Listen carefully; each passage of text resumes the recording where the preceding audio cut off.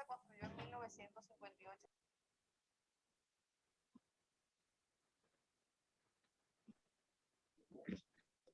Buenas noches.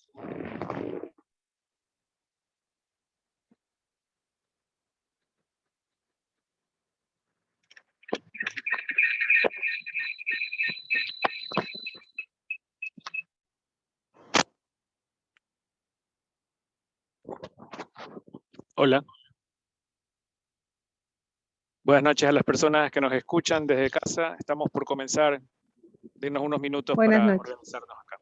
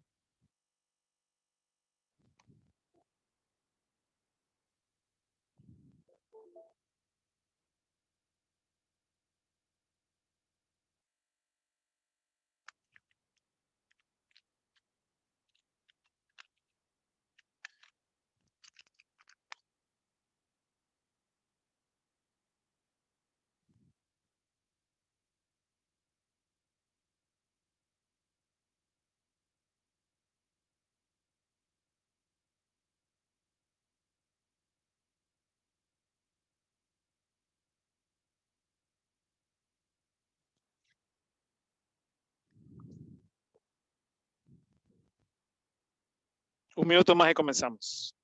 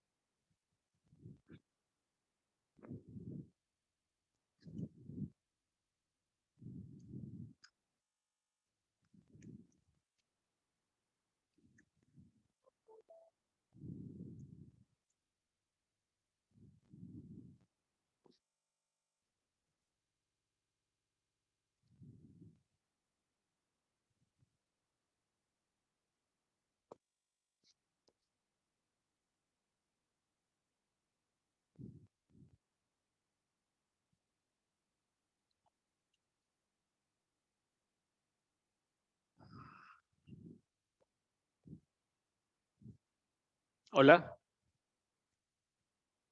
Buenas noches a todas las personas que nos acompañan desde casa y a quienes están aquí presentes en el templo. Muchísimas gracias por acompañarnos.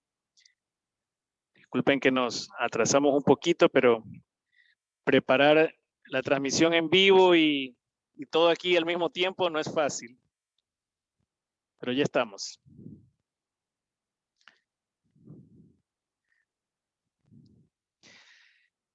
Bueno, nuevamente muchas gracias a todos ustedes. Tenemos este ciclo de talleres de teología bíblica que vamos a iniciar con un tema que es muy importante para nosotros los cristianos. Los católicos en particular nos distinguimos de todos los hermanos cristianos por nuestra firme fe en la presencia real de Cristo en la Eucaristía.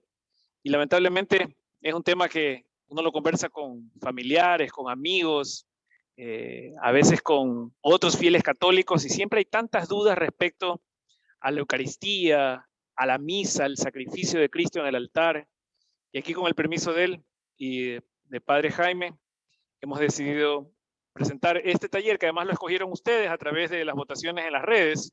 Propusimos varios temas y este fue el ganador de este primer ciclo. Así que vamos a dedicar 6 semanas a estudiar la Eucaristía en profundidad, y vamos a empezar hoy con este tema que es importantísimo porque es la raíz, es el origen de esto que es más que un símbolo, que es más que un memorial, que es más que una tradición o una costumbre.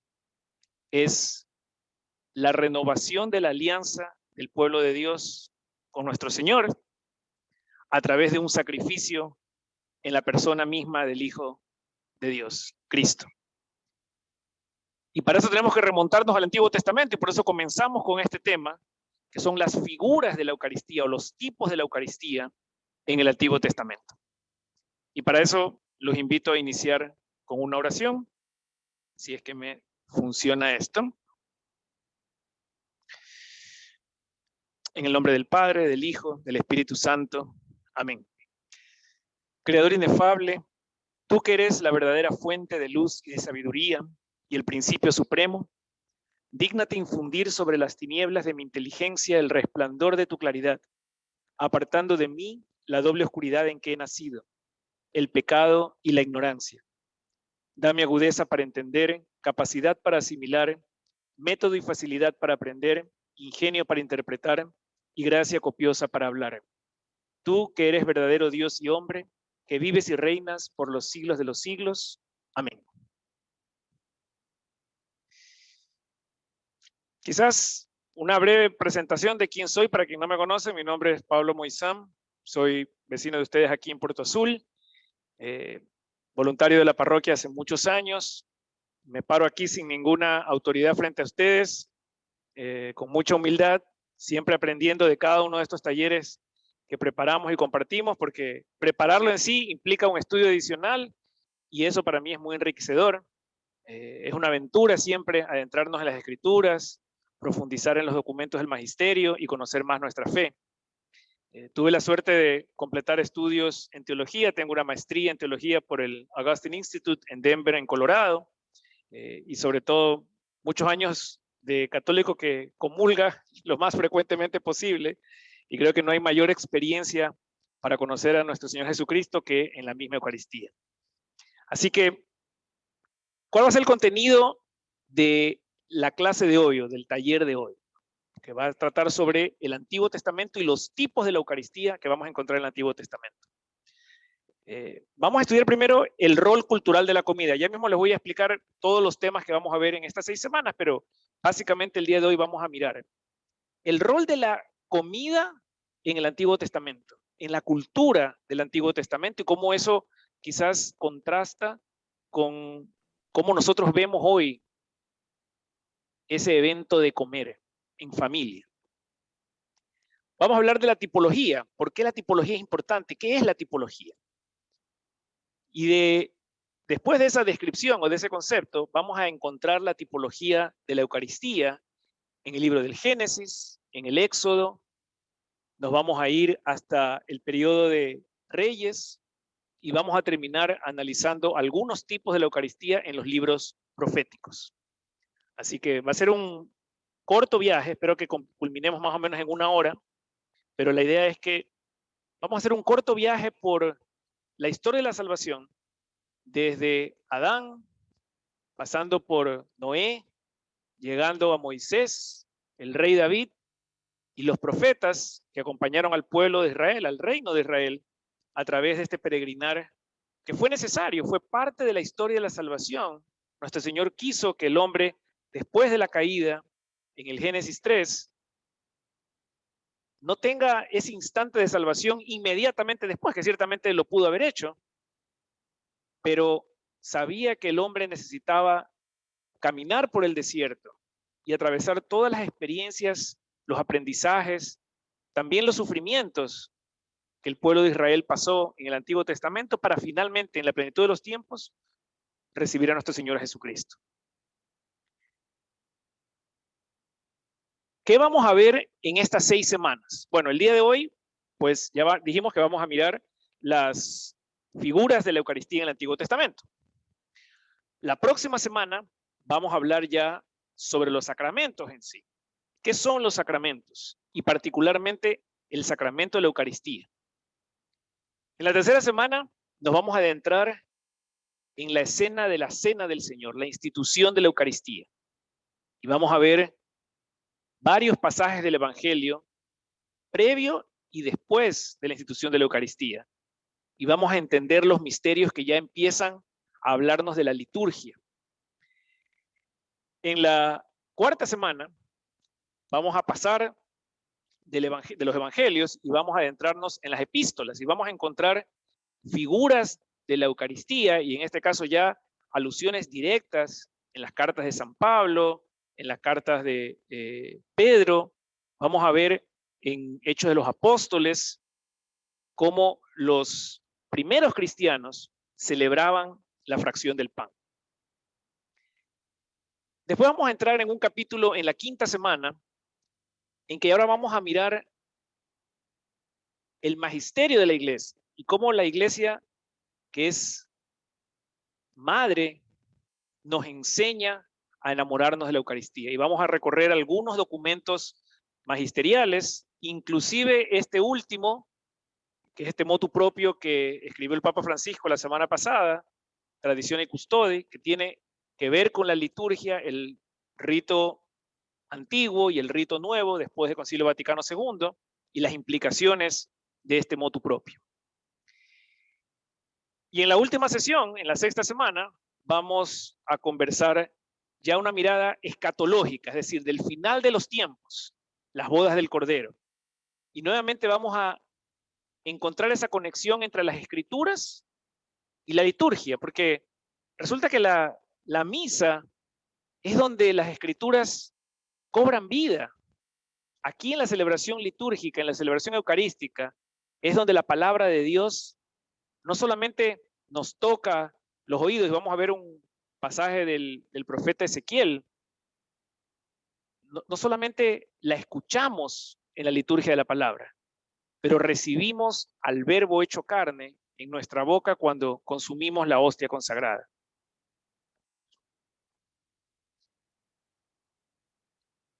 Una pequeña regla simplemente para estar claros en cómo podemos aprobar este ciclo de talleres. Les pido que tratemos de asistir a 5 de los 6 talleres, quienes nos acompañan desde la casa también. Su participación en el Zoom queda registrado ahí a través de la página de registro, así que vamos a saber quiénes asistieron la noche de hoy y vamos a contabilizar al menos 5 de los 6 talleres con asistencia. Y vamos a tener un examen también al final, un pequeño quiz para quien quiera un certificado de aprobación del taller, donde vamos a pedirles también que pasen con un 70%, 7 de 10 preguntas. Creo que no está difícil. Esas son las reglas. Hablemos del rol cultural de la comida, ¿no? Cuando uno piensa en la cena, en el almuerzo, quizás hoy, en el año 2021, Nos imaginamos algo más parecido a la escena que está arriba a la izquierda, ¿verdad? Todo el mundo con el celular en la mano, todo el mundo distraído en un mundo que no está ahí en la mesa, sino distante, con otras personas y otros lugares que no son las personas que están inmediatamente alrededor nuestro. Nuestra mente, nuestro corazón divaga en esa pantalla.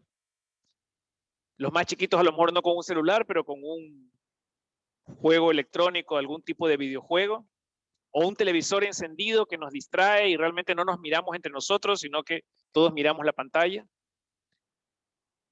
La experiencia de comer, salvo quizás el domingo en la casa de la abuelita o alguna cena especial por una celebración familiar o de fin de año, cada vez se vuelve una experiencia menos íntima, menos especial.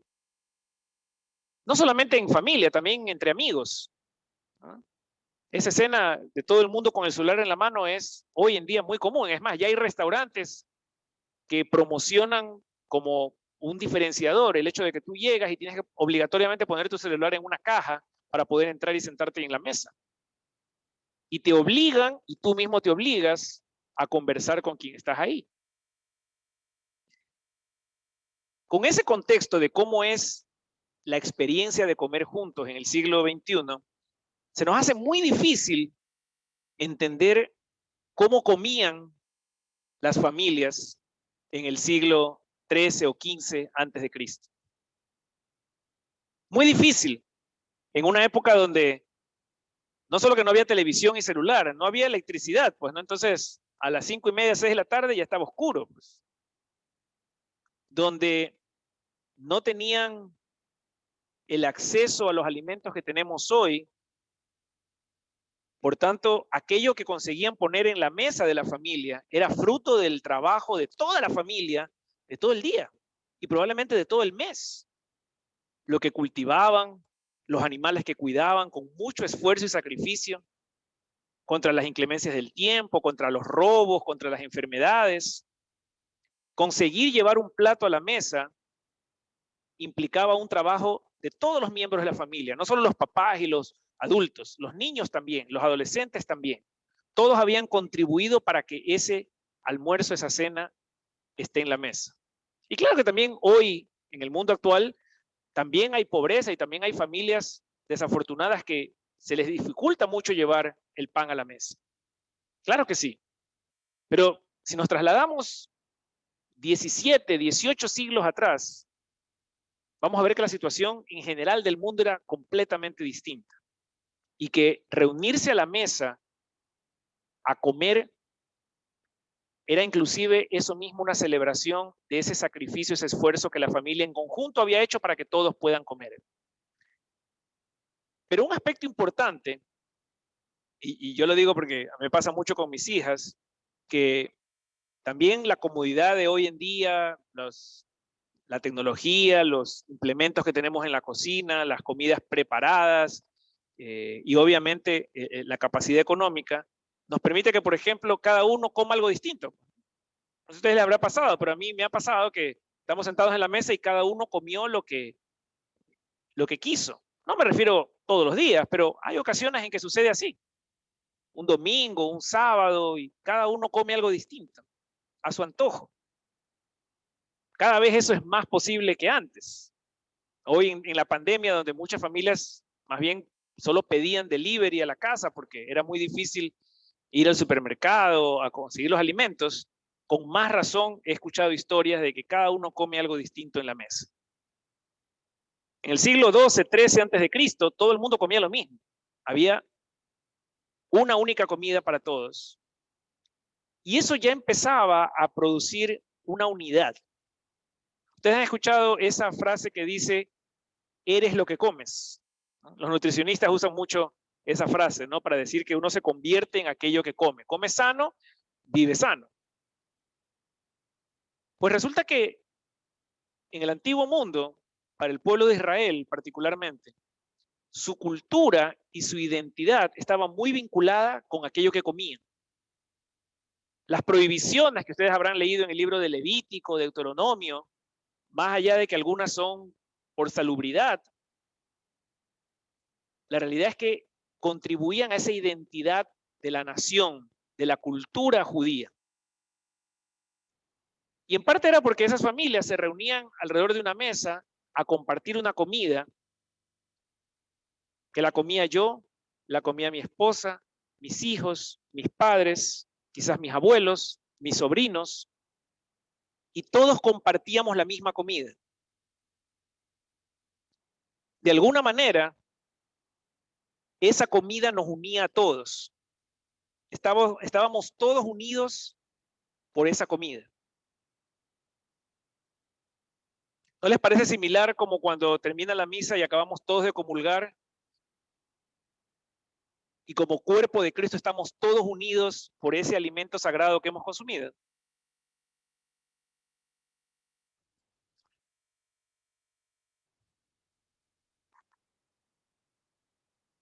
En el antiguo mundo, la comida estaba al centro de la mesa. Esa era la razón que unía a la familia. Compartir la mesa era compartir la experiencia y el trabajo que llevó a esa familia a estar juntos y tener pan en esa mesa. Su vida se transformaba en esa comida. Y esa comida reflejaba la vida de esas personas. Y había una comunión. Había una común unión a través de esa comida. Y cuando uno empieza a entender esa dinámica, ese rol que jugaba la comida en el antiguo mundo, empezamos a descubrir por qué el Señor decidió que en un pedazo de pan es donde Él iba a hacer presente su cuerpo.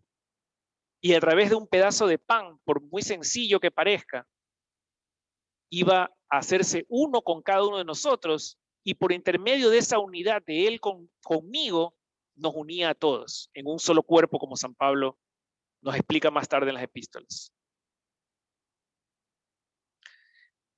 Hablemos de la tipología, porque ese es el tema de hoy, ¿no?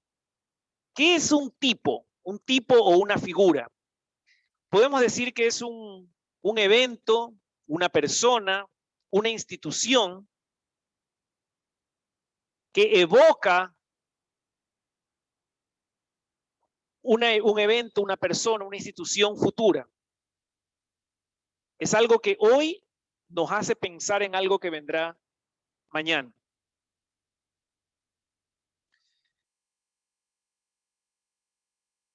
Y particularmente en el estudio de las Escrituras, los tipos nos ayudan a reconocer los misterios. Vamos a hablar, la próxima semana cuando hablemos de los sacramentos, vamos a hablar de los misterios. ¿Qué es un sacramento? Un sacramento es un signo visible y eficaz de un misterio invisible. El agua con el que se bautiza un bebé es un signo visible, tangible, que podemos ver, tocar, sentir, pero esconde detrás la acción del Espíritu Santo, que pone un sello indeleble sobre ese niño. Esos misterios que no podemos ver porque son invisibles, los tipos en el Antiguo Testamento nos empiezan a dar pistas de dónde están esos misterios. Y lo hacen a través de eventos históricos. Yo les decía que la historia de la salvación es importante en el plan de Dios. Todo ese tiempo, eventos y personas que transcurrieron desde el Génesis hasta el segundo regreso de Israel del exilio, tienen una razón de ser en el plan de Dios. Porque esos eventos históricos se convierten en el escenario en el que estos tipos o estas figuras aparecen para anunciarnos lo que vendrá. Aquí nos concierne particularmente la Eucaristía, pero hay muchos tipos en el Antiguo Testamento que nos hablan o nos evocan de aquello que vendrá en la plenitud de los tiempos. Es como si la historia nos transporta al misterio. De hecho, en la teología existe algo llamado la mistagogía. La mistagogía es el arte de conducir a un discípulo hacia una verdad, hacia un misterio que está escondido. Y de hecho, Si leemos el catecismo y encontramos mistagogía, vamos a encontrar que es necesario para entender los sacramentos, entender la historia detrás del sacramento.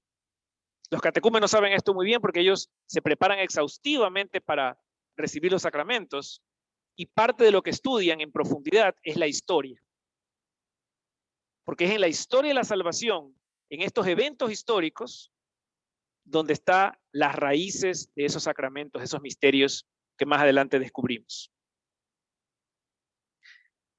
Creo que los católicos sabemos muy bien el qué, ¿no? Cuando nos preguntan algo sobre nuestra fe, ¿por qué qué es lo que pasa en la misa? ¿O qué es el bautizo? ¿O qué es el matrimonio? Podemos dar una respuesta bastante general sobre lo que son los elementos de nuestra fe. Pero cuando nos preguntan por qué, creo que ahí es donde fallamos. ¿Por qué vas a misa? ¿Por qué rezas el rosario? ¿Por qué comulgas? ¿Por qué te confiesas con un cura? Y ahí tartamudeamos un poquito, ¿no? Es más difícil explicar el por qué. Por eso es necesario estudiar la historia para entender el porqué de esos sacramentos que recibimos. Recordar es más que recordar. No estamos solamente recordando eventos del pasado. ¿Por qué en la liturgia de la palabra, en la primera parte de la misa, leemos siempre una lectura del Antiguo Testamento y un salmo? ¿Por qué no vamos directamente al Evangelio? ¿Por qué la iglesia vio necesario que leamos primero historias del Antiguo Testamento? Además que no fue invento de la iglesia, lo vamos a ver que en el camino de Maús, nuestro Señor Jesucristo fue quien instituye esa liturgia cuando le explica a los dos discípulos, les habla desde Moisés hasta los profetas, dice el Evangelio de Lucas. Él mismo les explica primero las escrituras y luego los trae a la realidad presente de su presencia real con ellos en la fracción del pan. Y en continuación a esa tradición y esa institución que Cristo hizo de la liturgia, aquí en el ambón escuchamos siempre una lectura del Antiguo Testamento. No solamente para recordar algo que vivieron personas 15, 17, 20 siglos atrás, sino para volver a vivir esos eventos que el pueblo de Israel vivió y por tanto entender el plan del Señor de llevarnos de esa historia al misterio que recibimos en los sacramentos. Y me parece interesante porque este Dios infinito que creó el universo, que creó las estrellas, el cosmos, las galaxias, y que creó la complejidad de este mundo en las bacterias, los átomos, los electrones, decide anonadarse y este universo que no puede contener a Dios contiene un pedazo de pan que es propiamente el cuerpo de nuestro Señor. Y es interesante porque eso lo vamos a ver en la historia y al principio es difícil comprender, ¿no? Los hombres del antiguo mundo se maravillaban de ver la columna de humo, de fuego, o todas estas maravillas que el Señor hacía frente a sus ojos. Y aún así, no llegaron a ver una maravilla mucho más grande, que es la Eucaristía. Y a veces da tanta pena ver cómo las personas llegan a la misa y sin ningún tipo de reverencia, sin ningún tipo de amor por nuestro Señor, pasan como si fuera cualquier cosa. Probablemente si hoy hubiera una columna de fuego aquí afuera, una columna de humo, se arrodillaran e hicieran una serie de alabanzas, ¿verdad? Qué afortunados que somos nosotros que nacimos en una época donde nuestro Señor está presente físicamente aquí las 24 horas del día. Pero es difícil para nuestra mente humana ilimitada recordar y entender lo perfecto que es el plan de Dios en la Eucaristía. Esos signos, como por ejemplo el pan y el vino consagrados, tienen un propósito, porque el plan de Dios no es solamente hacerse uno con nosotros en la comunión, sino a través de esa unión llevarnos ¿a dónde? De vuelta al seno del Padre, a la divinidad, a la santidad. Y el propósito de los sacramentos es ese. Es ese Dios que quiere relacionarse con nosotros. Vamos a entrar entonces en los tipos de la Eucaristía en el Antiguo Testamento. Y vamos a empezar con el Génesis. En el Génesis vamos a encontrar varios de estos tipos.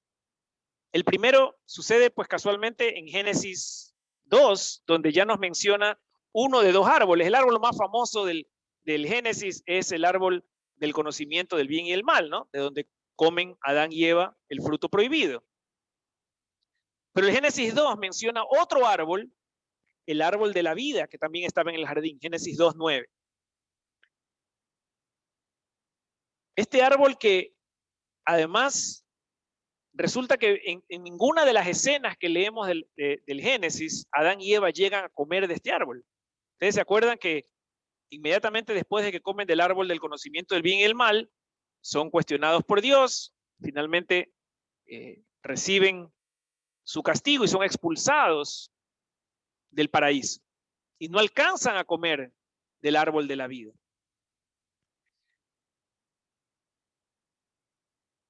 Y cuando el Génesis describe este jardín donde estaban estos dos árboles y toda la vegetación que el Señor había puesto al servicio de Adán y Eva, menciona el Evangelio que ese jardín estaba para que el hombre lo cuide y lo cultive.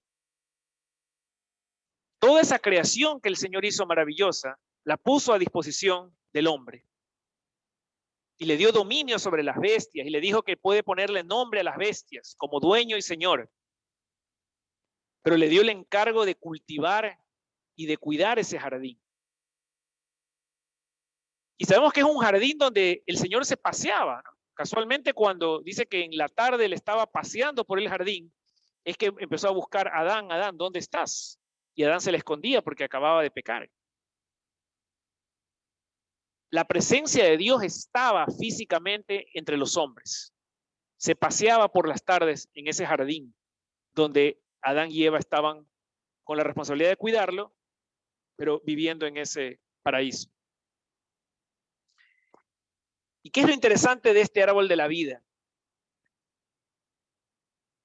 Este árbol de la vida del que Adán y Eva no alcanzaron a comer, al final del capítulo 3, cuando son expulsados del paraíso, leemos que el Señor dice, cuidado, no vaya a ser que coman del árbol de la vida y vivan para siempre. Y este es un detalle que puede parecer egoísta, ¿no? Oye, el Señor no quiere que coman y vivan para siempre. Bueno, Él ya los había hecho inmortales originalmente. Lo que no nos damos cuenta es que nuestro Señor lo que no quería es que Adán y Eva vivan para siempre en pecado. Y entonces Él, para protegerlos de la posibilidad de que coman del árbol de la vida y vivan eternamente en ese pecado que habían cometido, pone unos querubines, dice, ¿no?, a la entrada para custodiar el acceso al paraíso. Y habla inclusive de un remolino. Dice, puso querubines al oriente del jardín del Edén y también un remolino que disparaba rayos para guardar el camino hacia el árbol de la vida. Particularmente lo que ese remolino y esos querubines hacían era custodiar el árbol de la vida, al cual el hombre había perdido acceso después de la caída. El plan de Dios original no era el pecado, era la santidad del hombre, ese hombre que lo creó santo, con los llamados dones preternaturales, ¿no? La inmortalidad, la impasibilidad, el intelecto y la voluntad perfectas, la integridad. Pero el hombre en su libre albedrío pecó y el Señor lo expulsa del paraíso para que viva una vida en el desierto necesaria para un día volver al seno del Padre en la plenitud de los tiempos justamente a través de la Eucaristía y los sacramentos.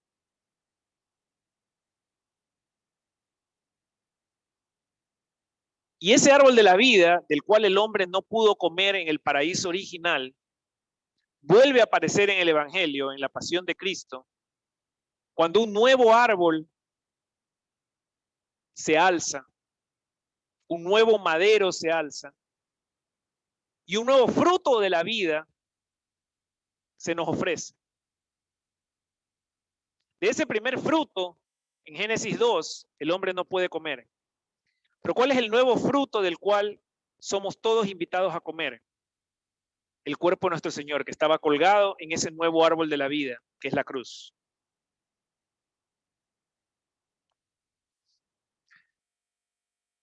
Nos adelantamos algunos cientos de años y pasamos al Génesis 14. En el Génesis 14 encontramos esta figura interesante de Melquisedec, que significa rey de justicia o el rey de Salem, ¿no? De Jerusalén. Es llamado sacerdote del Dios Altísimo. Y es la primera vez que las Escrituras utilizan el término sacerdote cuando se refiere justamente a Melquisedec. Si ustedes recuerdan, Abraham justamente había rescatado a su sobrino Lot cuando tiene este encuentro con Melquisedec.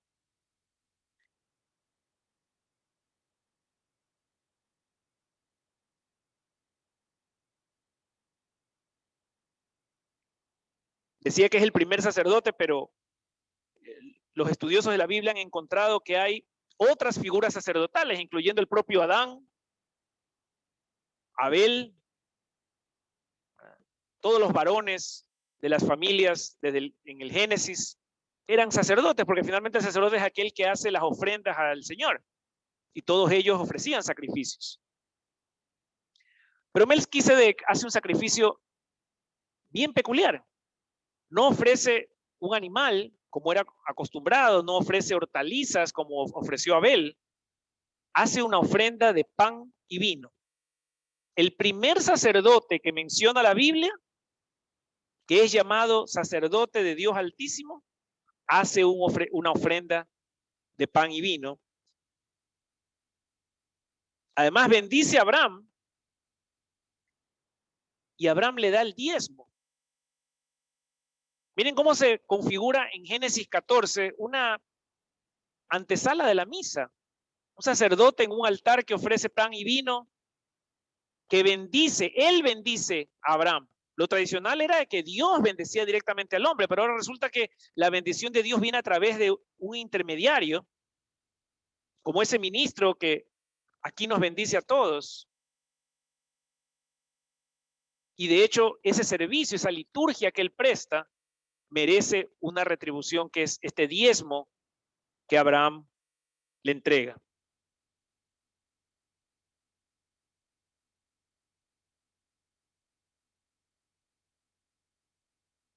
Más adelante en el Génesis 21 leemos otra historia que es muy conocida, ¿verdad? Del padre Abraham, que ofrece un sacrificio mucho más extremo. El Señor le pide que le entregue a su hijo unigénito.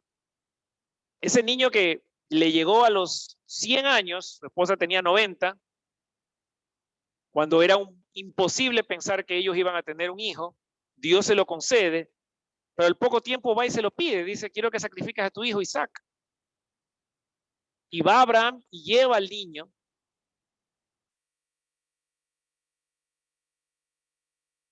A sacrificar ese hijo unigénito, el que hubiera sido el que permita la continuación del linaje de Abraham.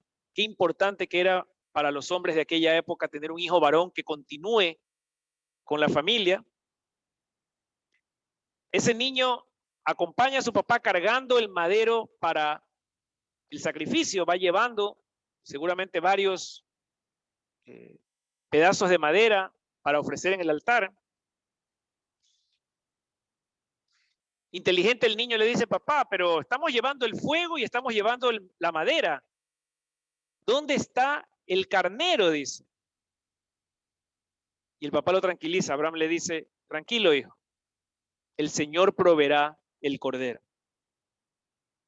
Y hay aquí una pequeña diferencia. El niño pregunta por el carnero, Abraham dice que el Señor proveerá el cordero.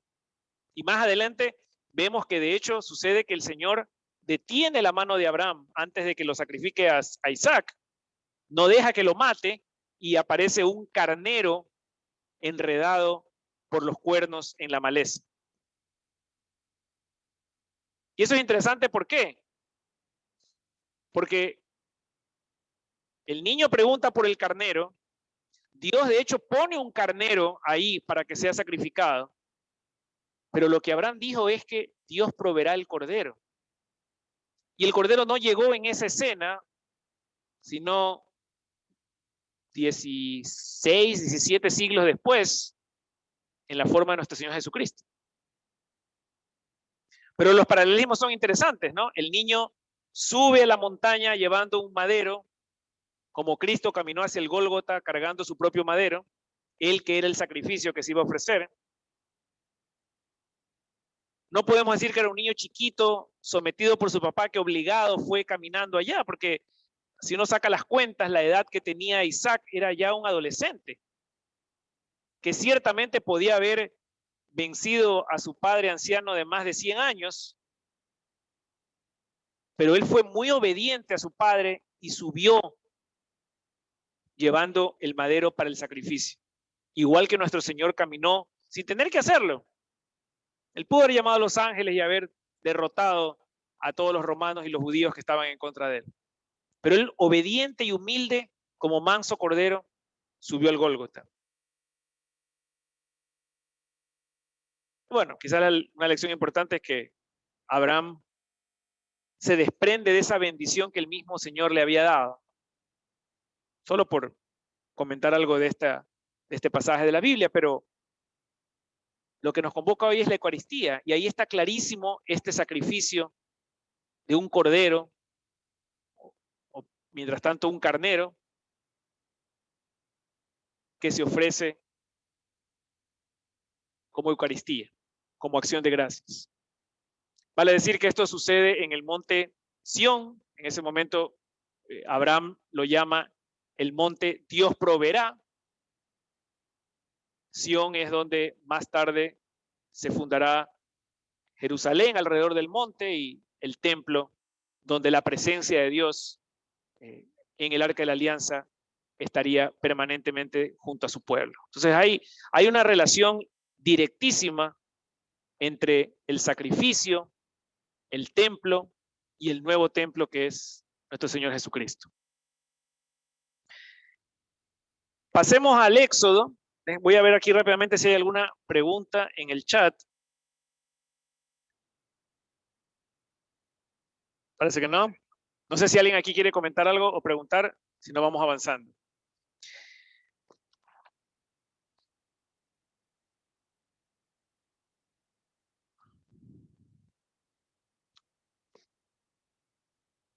Del Éxodo vamos a comentar 4 pasajes.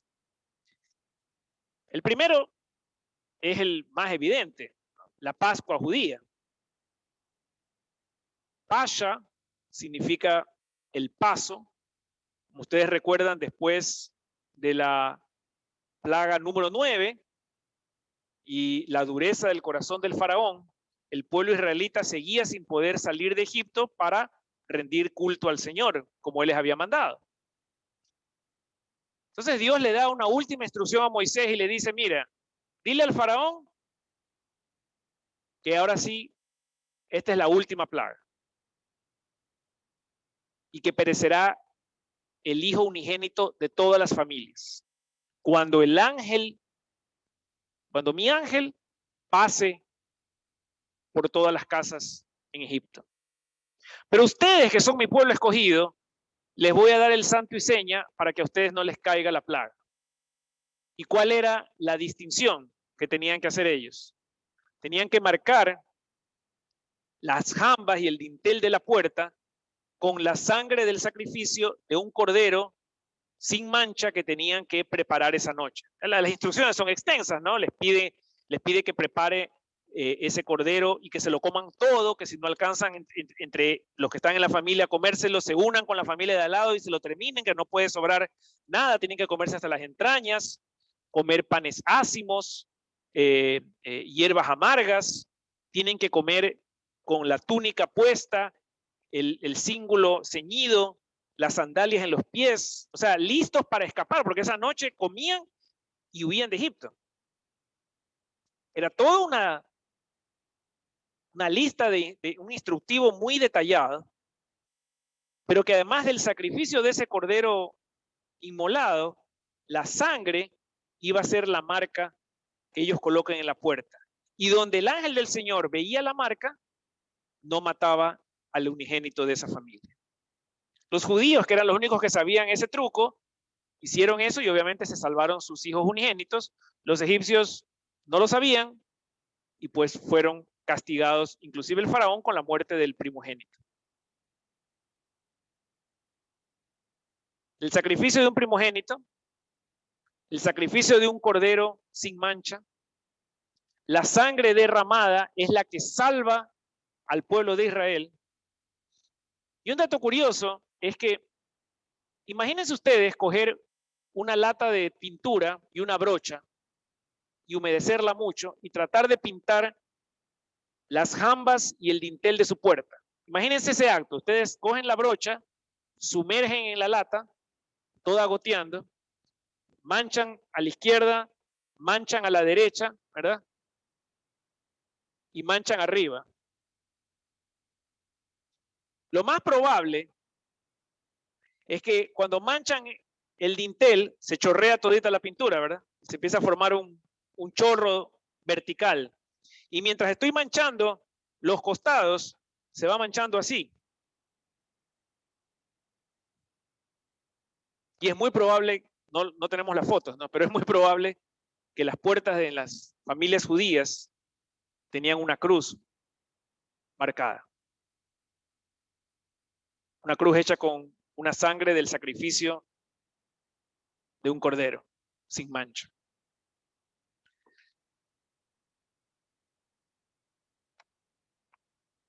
La segunda escena del Éxodo, que es infaltable cuando uno habla de la Eucaristía, es el maná.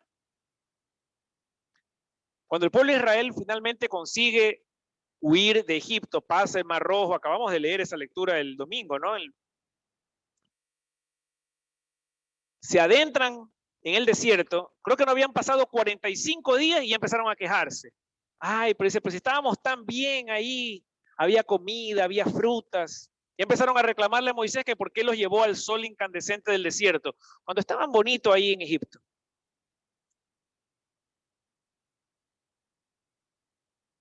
No había pasado 45 días de que el Señor los había librado del yugo de Egipto, del faraón, y ya se estaban quejando.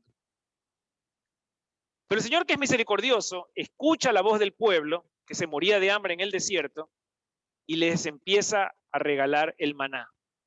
El maná era esta comida que literalmente caía del cielo, que tenía un sabor dulce, que los llenaba y que les gustaba mucho, pero que tenía algunas reglas. Una de las reglas del maná es que las familias salían todos los días con canastos a recoger el maná que llovía ese día, pero solo estaban permitidos de recoger la cantidad de maná que iban a consumir ese día. No podías coger más y guardar para el día siguiente. Dato curioso. ¿Por qué el Señor no les permitía guardar maná para el día siguiente? Porque Él siempre quiso que el hombre confíe en su divina providencia. Si yo te digo que mañana te voy a dar de comer, tienes que tener fe que mañana te voy a dar de comer. No necesitas tú guardar en tus hilos el trigo o el maná para tú mismo asegurarte tu futuro. Tienes que confiar en mí, que yo mañana haré llover maná nuevamente. Solo el viernes les era permitido guardar doble ración porque el sábado, evidentemente el sábado, ellos no podían trabajar, entonces no podían salir a recoger el maná. Pero ya en el Éxodo vemos que había este pan bajado del cielo, como leemos más adelante en Juan 4, en Juan 6, yo soy el pan bajado del cielo. El que coma de este pan vivirá para siempre. Esas palabras tienen que haberle sonado, pero clarísimo a los judíos que escucharon a nuestro Señor decirlas, porque además los judíos se sabían de memoria las escrituras, entonces habían leído esta lectura del Éxodo, Éxodo 16, y sabían que sus antepasados habían recibido un pan bajado del cielo que los salvó de morir de inanición en el desierto.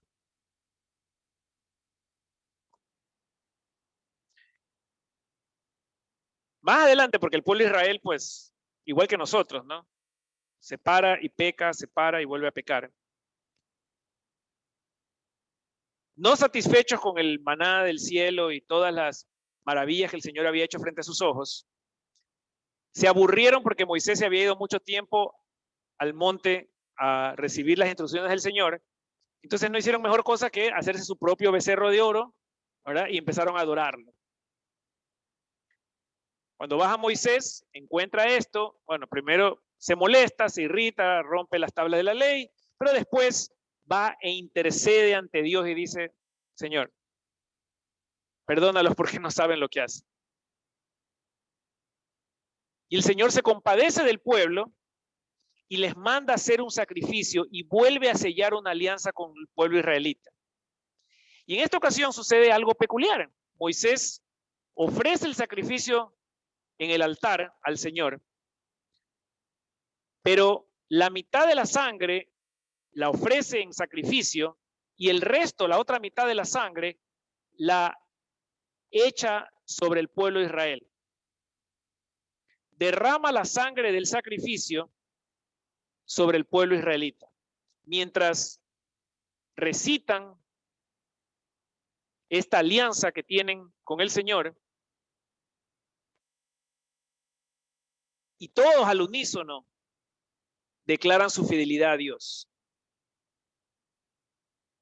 Y nuevamente el Señor los recibe, los perdona, los acoge, los salva.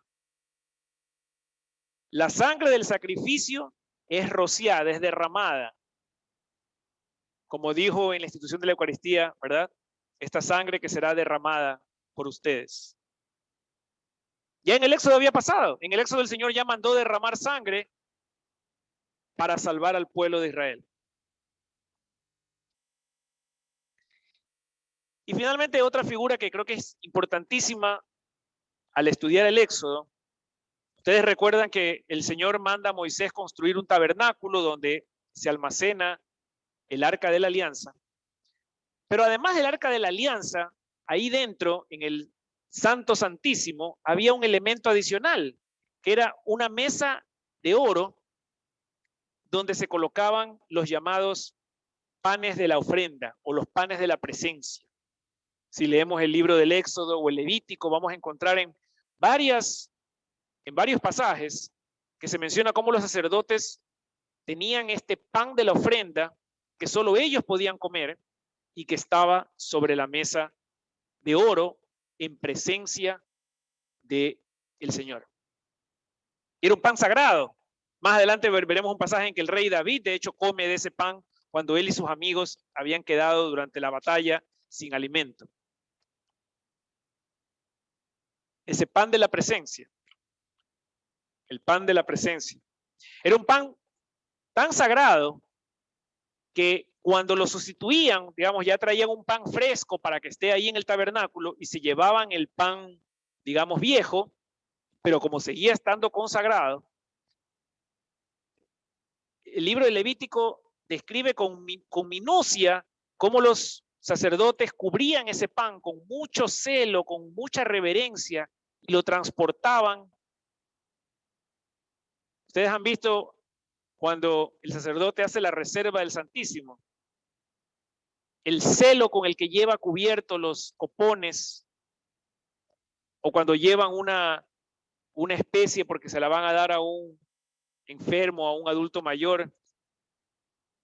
Yo veo esa escena del sacerdote llevando la especie consagrada y estoy pensando en los sacerdotes del Éxodo que salían con el pan de la ofrenda.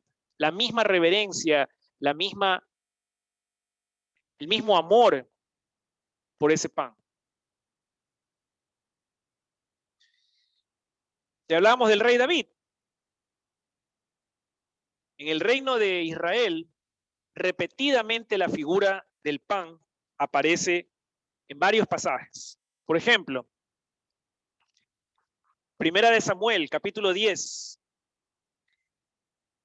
Hay una escena en que Samuel consagra a Saúl, que fue el primer rey de Israel. Y después de consagrarlo, después de ungirlo, le dice, vete, y en el camino dice, te encontrarás con 3 hombres. Ellos te saludarán y te darán 2 panes, y tú los aceptarás.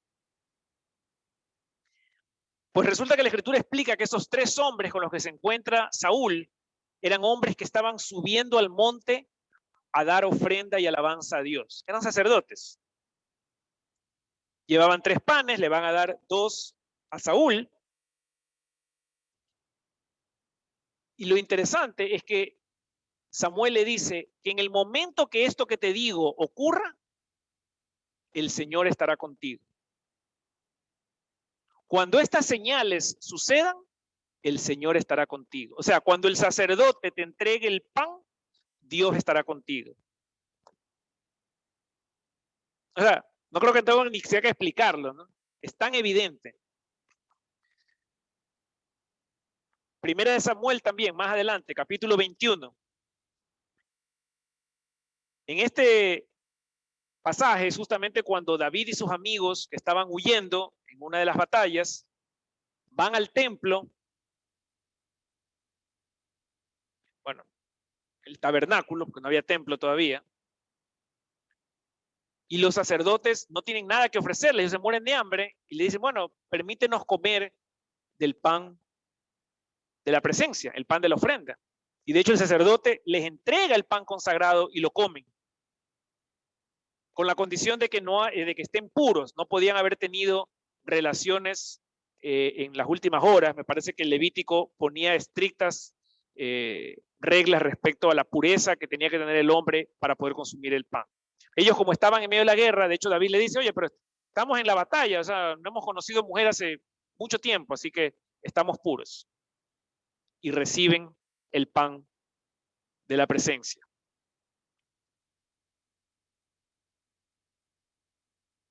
Interesante que nosotros también, para poder recibir la Eucaristía, tenemos que estar en gracia de Dios. Tenemos que estar puros también, confesados. Tenemos que estar sin pecado mortal.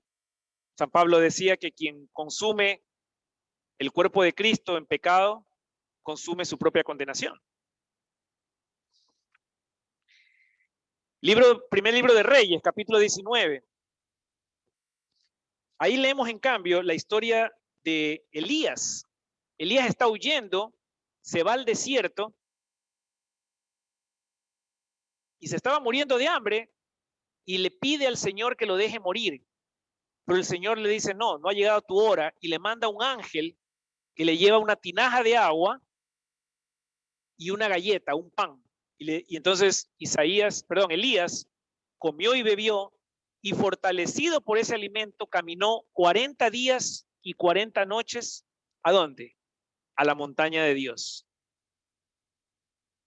El Señor literalmente le manda un pan del cielo con un ángel, que es un pan sobrenatural porque le permite fortalecerse lo suficiente para caminar 40 días y 40 noches con el único propósito de dar alabanza a Dios. Nuevamente un pan bajado del cielo. En Primero de Reyes, capítulo 17, hay otra escena en que también unos cuervos le traen pan a Elías. Pero quizás lo que más me llama la atención es que inmediatamente después de esa escena de otro pan del cielo que Elías recibe, hay una escena donde él conoce a una viuda con su hijo, un niño que se enferma y que, bueno, el niño no recibe el pan, pero ellos reciben un milagro que era que una botella de aceite que tenían y un tarro de harina para hacer pan se rellena milagrosamente, o milagrosamente nunca se acaba. Cuando Elías le pide a la señora que le prepare pan, le dice, no, no tengo, solo tengo un poquito de harina y un poquito de aceite para que comamos mi hijo y yo. Y él le dice, tranquila, prepáralo. Y de lo que te sobre me das. Y la señora prepara y le da y sigue sobrando. Y al día siguiente vuelve a preparar más pan con la misma harina y el mismo aceite y sigue sobrando y nunca se acaba. Y el hijo se enferma y de hecho muere, pero resulta que ellos que habían comido este pan reciben un último milagro, que es que el niño resucita, vuelve a la vida, gracias a este pan milagroso que ahora no vino del cielo, pero fue preparado milagrosamente con una harina y un aceite que nunca se acababa. En Segunda de Reyes, en cambio, leemos sobre Eliseo, el discípulo de Elías, donde realiza un milagro similar al de la multiplicación de los panes y los peces. Acá en este caso no eran 5,000 hombres, sino 100, pero efectivamente les alcanza el pan. Creo que tenían 20 panes, y con eso le dan de comer a 100 hombres, y además sobran, como sobraban las canastas también en el Nuevo Testamento. Y de forma similar en el Nuevo Testamento vemos cómo el Señor prefigura esa abundancia de alimento que nos da. Y ya quizás para terminar ahí, la época de los reyes, podemos leer en el Salmo 23, el rey David escribe, tú preparas ante mí una mesa frente a mis enemigos. Y esto es en el contexto de un salmo que habla sobre cómo el Señor siempre salva a su pueblo. Y de hecho, en el clímax de esa escena que relata el salmista, el Señor prepara un banquete frente a los enemigos. Y de alguna manera de entender que cuando el salmista se sienta a comer con el Señor, los enemigos no pueden atacarlo. Cuando soy invitado a la mesa del Señor y como con Él y me hago uno con Él,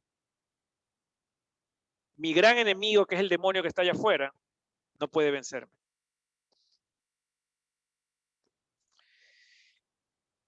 Y ya para terminar, vamos a hablar sobre los libros proféticos.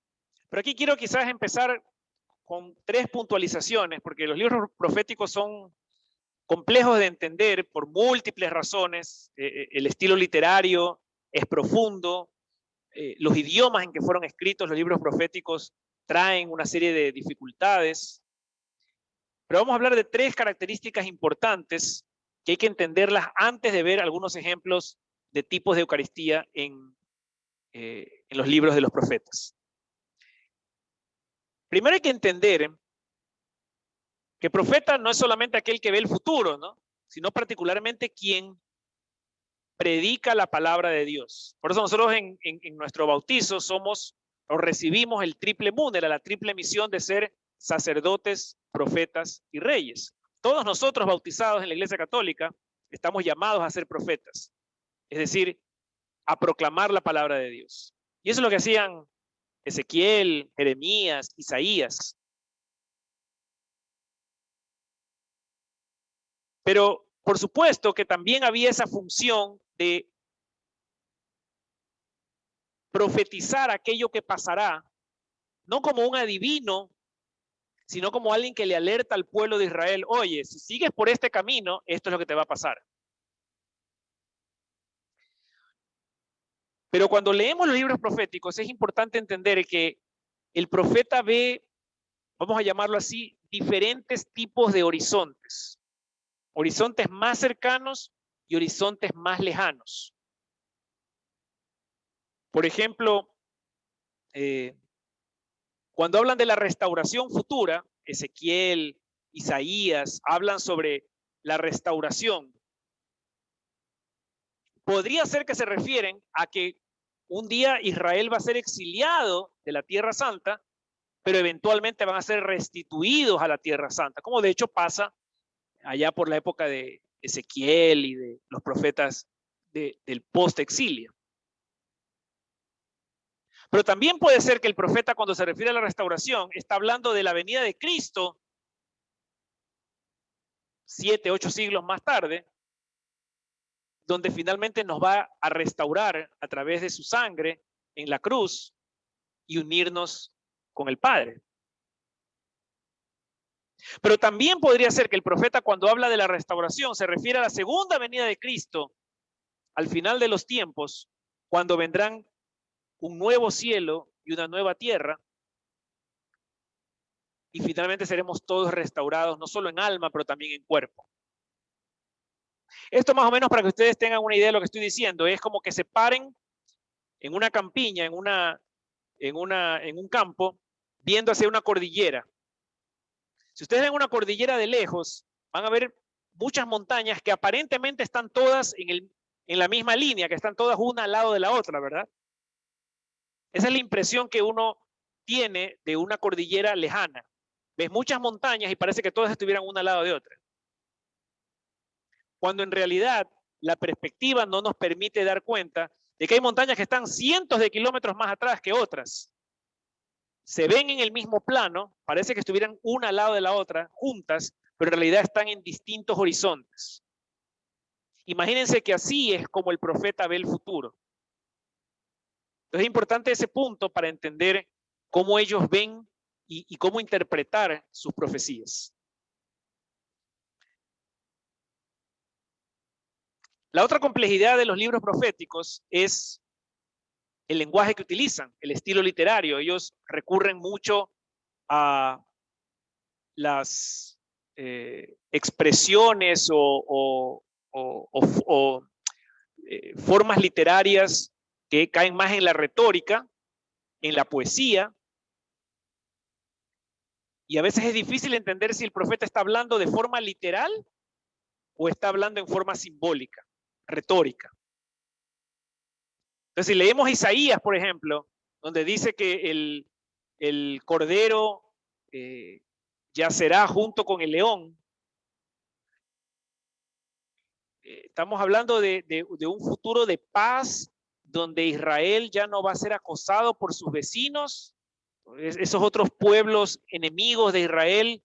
Quizás lo que Isaías quiere decir es que ya no va a haber guerras con esos pueblos.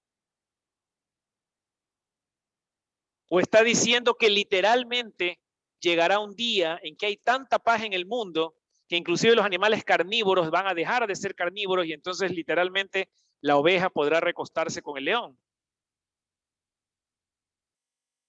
Cuando están hablando de forma literal y cuando están hablando de forma simbólica es importante para poder interpretar correctamente las profecías. Y otro aspecto importantísimo es que, por supuesto que los profetas que vivieron en la época de Israel hablaban en el contexto del pueblo de Israel. Cuando hablaban del pueblo de Dios se referían a Israel.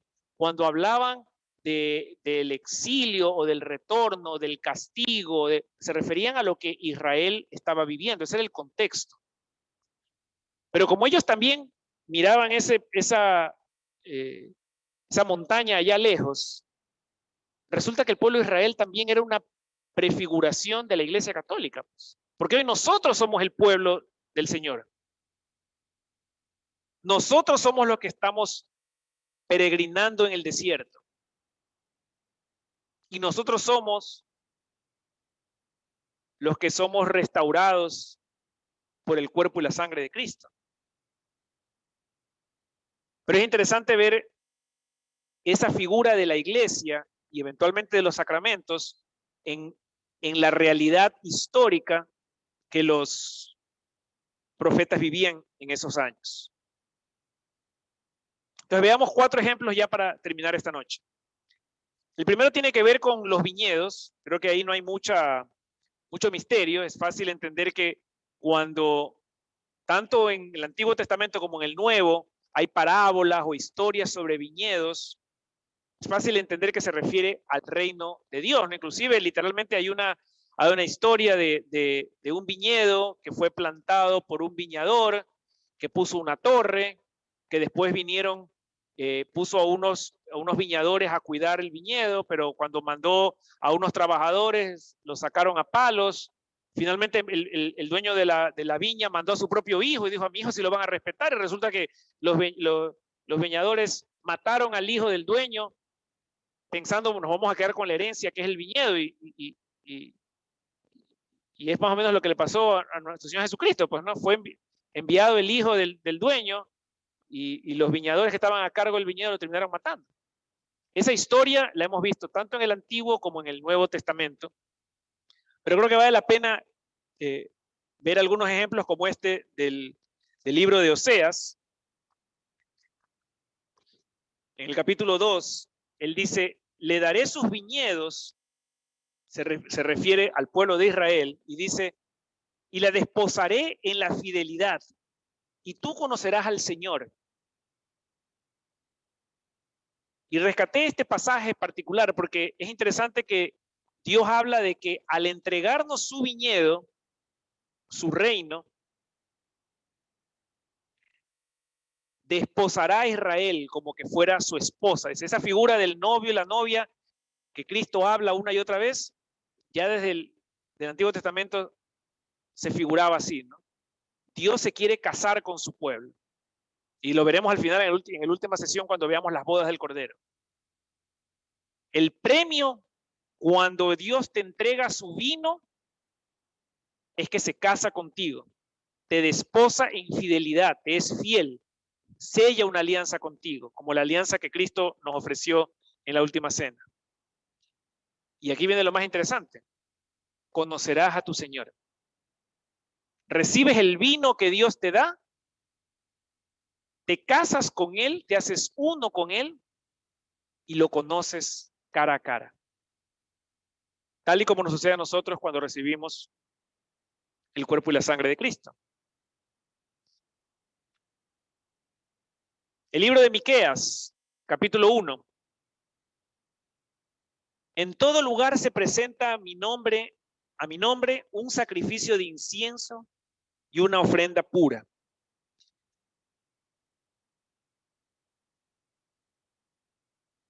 Hay mucho que decir, pero quizás lo más interesante es que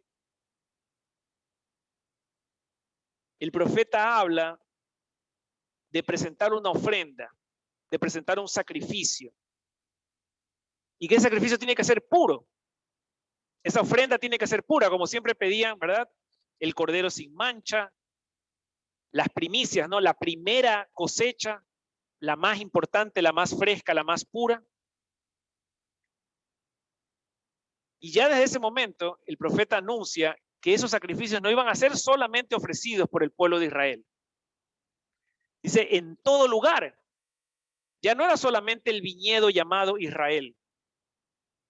Hasta el confín del mundo, todas las naciones un día se reunirán en el monte a adorar al Señor. Un poco estaba prefigurando esta iglesia católica universal que hoy día en Ecuador, en China, en Estados Unidos, en Alemania, donde sea, tiene un sagrario donde nuestro Señor es alabado y es recibido por cada uno de sus fieles.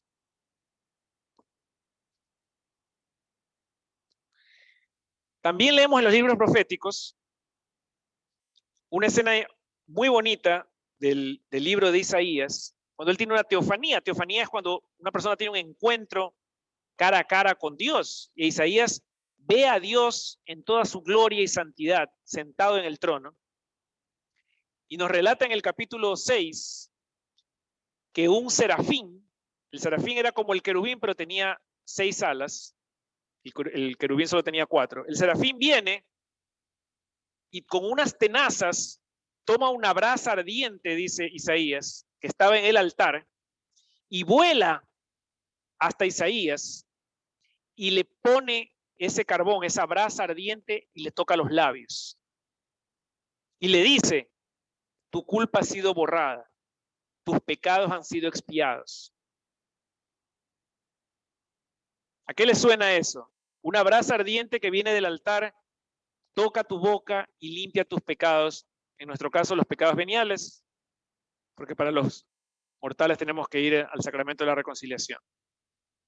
Y de hecho, si leemos la liturgia de las iglesias ortodoxas de Oriente, por ejemplo, literalmente ellos llaman a la Eucaristía la brasa ardiente.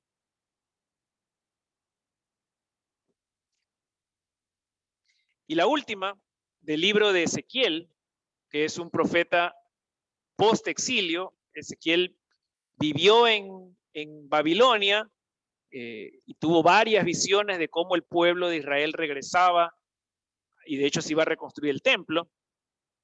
Quizás una de las visiones más famosas de Ezequiel es esa en que él ve el templo reconstruido y que le brota agua y sangre por la puerta del este. Así como Cristo en la cruz cuando fue atravesado con la lanza y brotaba agua y sangre. Ezequiel lo vio 8 siglos antes. Pero Ezequiel tiene también una teofanía, tiene un encuentro con la gloria de Dios, donde lo ve cara a cara, y un ángel desciende y le entrega un pergamino enrollado a Ezequiel y le dice: come, abre tu boca y come lo que te daré. Y Ezequiel se come las escrituras, se come la palabra de Dios. Y entonces después de eso el Señor lo manda a que predique esa palabra, pero le dice: yo siempre estaré contigo. De la misma manera, instituido por Cristo, en la liturgia de la palabra, en la primera mitad de la misa, escuchamos desde el ambón esa escritura que viene a nosotros, que la consumimos, la palabra de Dios, pero luego recibimos a la palabra, al verbo hecho carne, en la forma de la Eucaristía. Y Dios está con nosotros hasta el fin de los tiempos.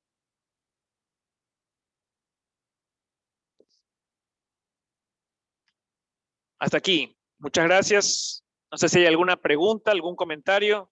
Voy a ver si en el Zoom tenemos alguna pregunta. Pueden hacerla en el chat o abrir su micrófono. No sé si aquí alguien tiene algún comentario o pregunta.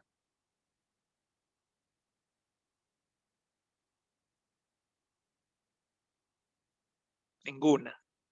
Bueno, entonces, todas las personas que están en el Zoom, espero que hayan llenado el registro antes de poder entrar. Si no, de todas maneras les pido que en el chat del Zoom escriban su nombre y su apellido, simplemente por si acaso tener el registro de su asistencia.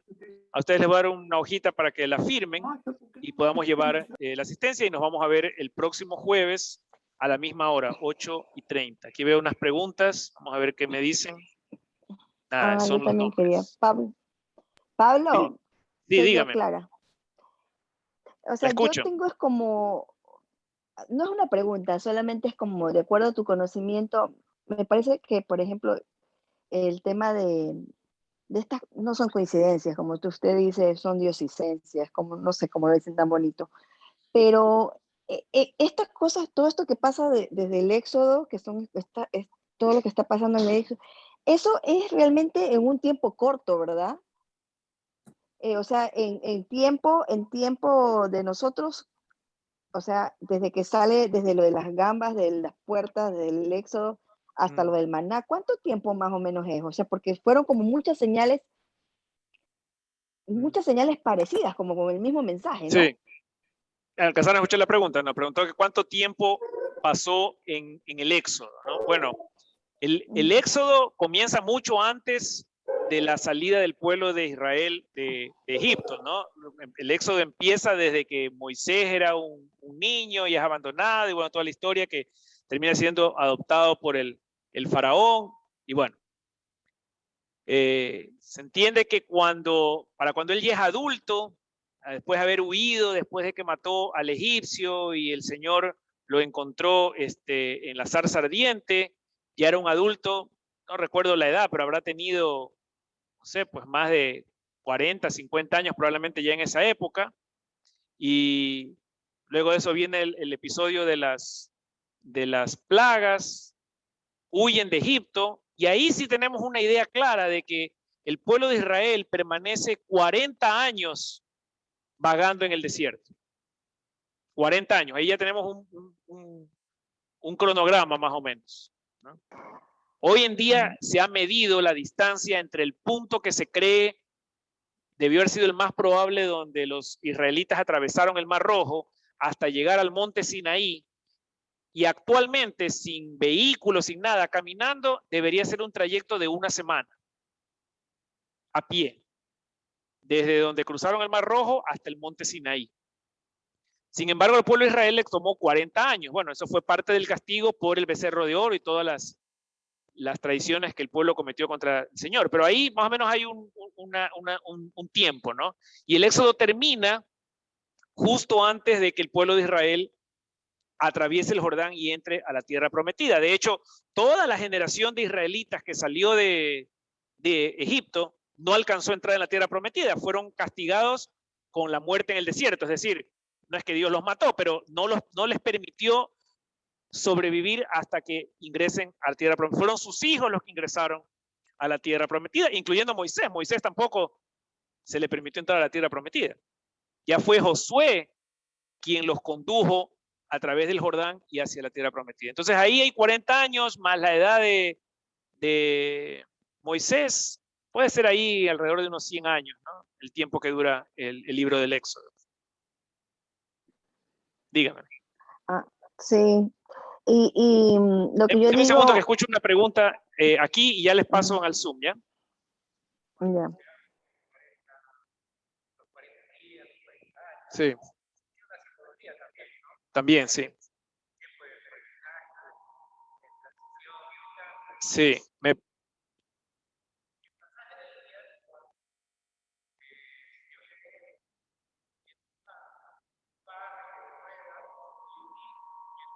Sí.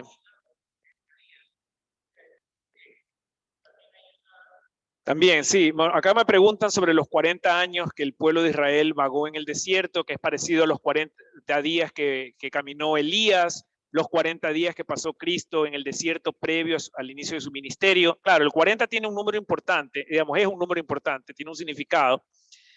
Quien ha estudiado esto de numerología en la Biblia, lo que encuentra es el número 4 siempre ha sido representativo del hombre, de la creación.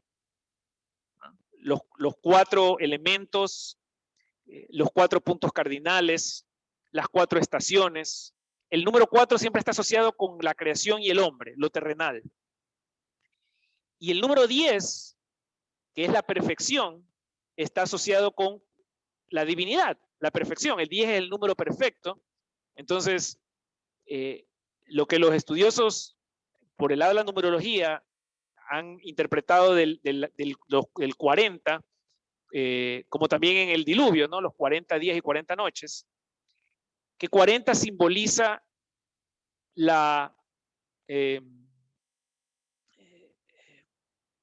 el juicio del Señor. Cuando la divinidad juzga al hombre, ese es el 40, el 4 por 10, 40. Entonces, el pueblo de Israel sufre 40 años en el desierto, sufre el juicio de Dios por su inequidad, por su traición, ¿verdad? Es un tiempo de expiación, es un tiempo de abandono total. Ese es el significado que le han dado al número 40. Diluvio, claro. Por acá preguntan también en el chat si Daniel tuvo alguna teofanía relacionada con la Santa Eucaristía. Daniel tuvo varias visiones. Él mismo fue, digamos, preservado de no ser comido por los leones. Él y sus amigos, ¿verdad? Fueron ofrecidos en sacrificio por Nabucodonosor y finalmente fueron salvados. No recuerdo que haya particularmente algo relacionado con la Eucaristía en el libro de Daniel, pero ciertamente Daniel es el responsable por la mayor profecía relacionada con Cristo, que es la del Hijo del Hombre. Entonces, esa quizás es la por la que se recuerda más a Daniel. Está la estatua también, el sueño que tuvo Nabucodonosor, de una estatua con cabeza de oro, cuerpo de bronce, piernas de acero, de hierro y pies de barro, que Daniel correctamente le interpretó que eran los 4 reinos que habría y que serían vencidos por un reino chiquito, que era un guijarro, que al golpear a la estatua la derrumbaría toda, ¿no? Y esos eran los 4 reinos que venían, comenzando por Babilonia, siguiendo con Persia, luego Grecia y finalmente Roma. Y después viene un reino chiquitito que es Israel, que se convierte, dice Daniel, en algo tan grande como el mundo entero, es una montaña que abarca el mundo entero, ¿no? Sí. Déjame ver si tenemos otra pregunta en el chat. Creo que no. Bueno, muchas gracias a todos. Vamos a terminar con un Ave María, simplemente para agradecer a nuestra Madre Santísima y pedirle que lo que hemos escuchado hoy lo pongamos quizás primero en reflexión, en oración, para apreciar cada vez más tanto las Sagradas Escrituras como la Eucaristía, la posibilidad de tener una iglesia aquí muy cerca de nuestra casa, poder venir a comulgar todos los días, tanta gente que no puede hacerlo a veces ni siquiera una vez al año, y pedirle a nuestra Madre Santísima que nos aliente todos los días a buscar a su Hijo y a consumir ese pan de vida bajado del cielo. Dios te salve María, llena eres de gracia, el Señor es contigo, bendita eres entre todas las mujeres y bendito es el fruto de tu vientre Jesús.